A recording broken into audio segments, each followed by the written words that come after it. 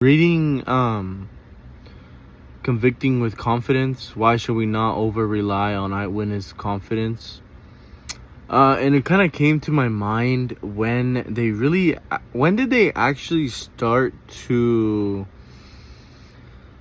take into notice that relying on eyewitnesses wasn't the right decision to a point?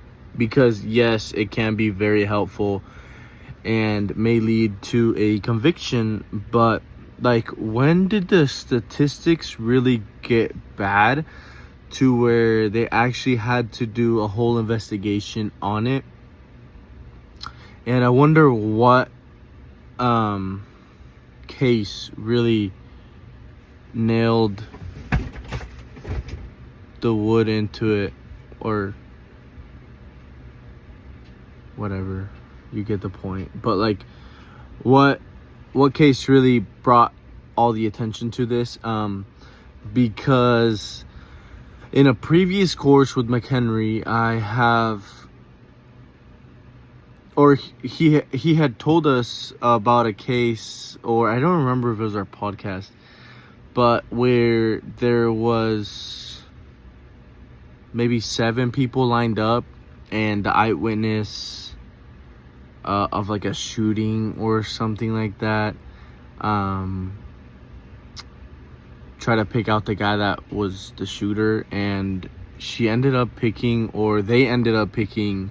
the same person, I think, for 3 rounds, and then they took him out, and then she chose another person, I'm pretty sure. I don't remember exactly what it was, but it was something very similar to that, and she was wrong the whole time, and every time she took the guess. So that's just kind of one of my thoughts right now. And talking about those false identifications, this article is kind of, these first couple paragraphs is what it's talking about, that it highlighted a lot of misidentifications. And yes, that is a huge crime, because essentially some innocent person is in jail for somebody else's actions, and that's totally not okay, in my opinion, and I'm sure in your guys' other opinions as well.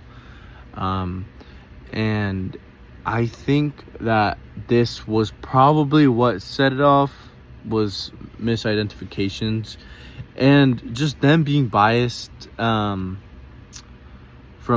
post-trauma or past trauma, and other bias that they may have or something.